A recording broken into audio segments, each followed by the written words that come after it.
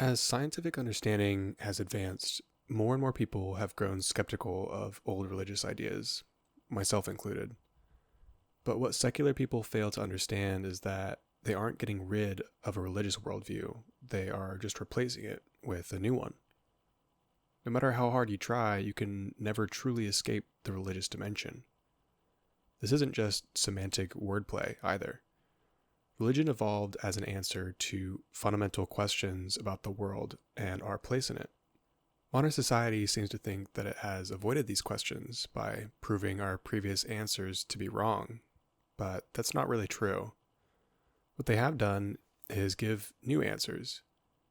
By giving new answers to these questions, they have created a new religious system called atheism. An atheist is not outside looking in on religion with a critical eye. They are within the same sphere as every other religion, giving answers to the same questions that religions have always attempted to answer. In this way, atheists are people who have the religious belief that God does not exist, among other things.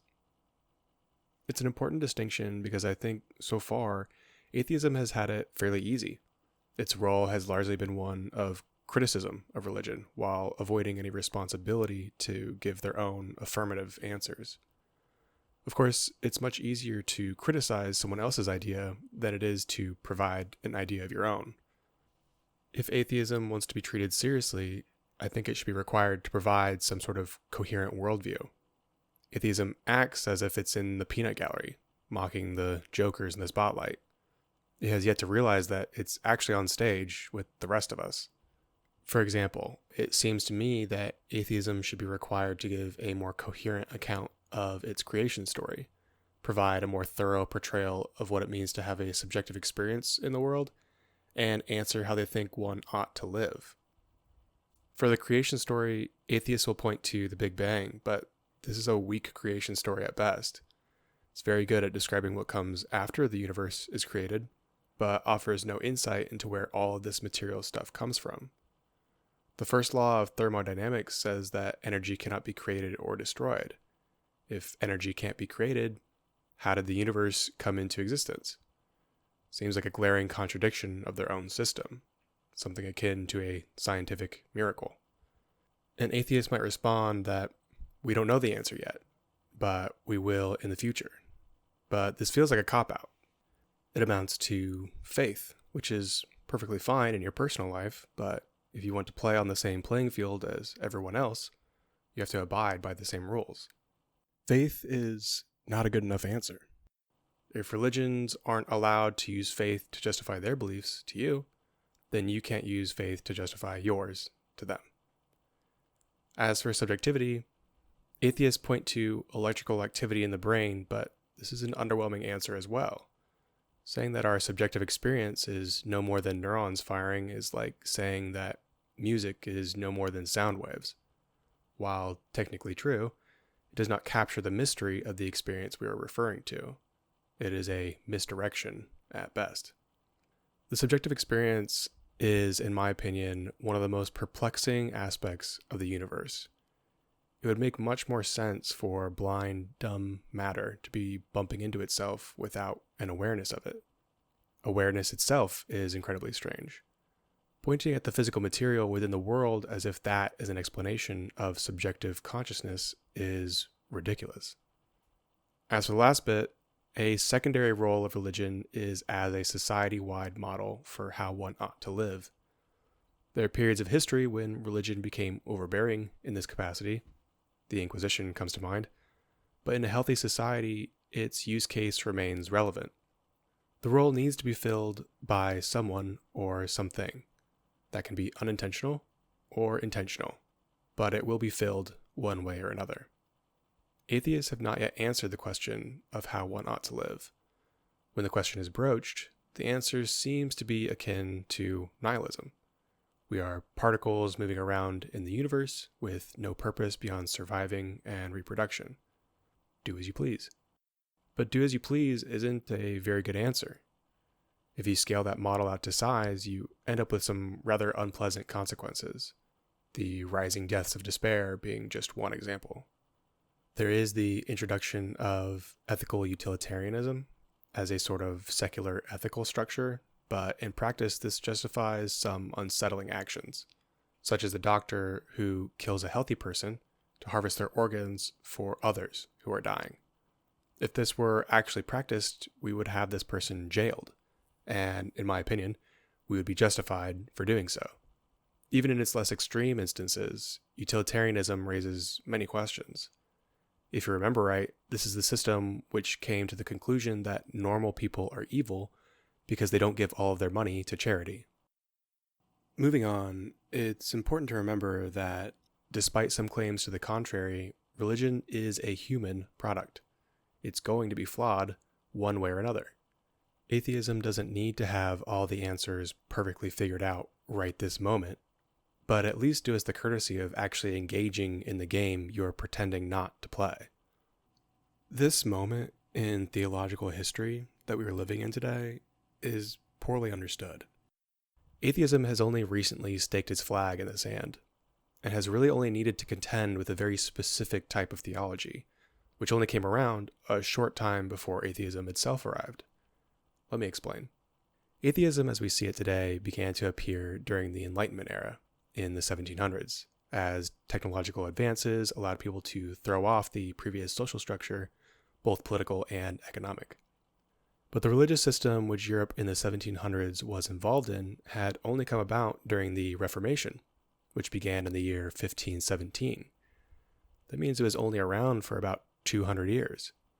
During the Reformation, the idea of God became something anthropomorphic, physical, and logical. The idea of God was pulled out of its cloud of unknowing and made manifest. By doing so, the theologians of the time opened the doors wide open to anyone who wanted to poke holes in their story. Before the 1500s, God had remained outside of the world. Now that he was considered to be a literal entity within the universe, it didn't take much to disprove his existence. I'm not a Christian, so please don't take this as a Christian apology.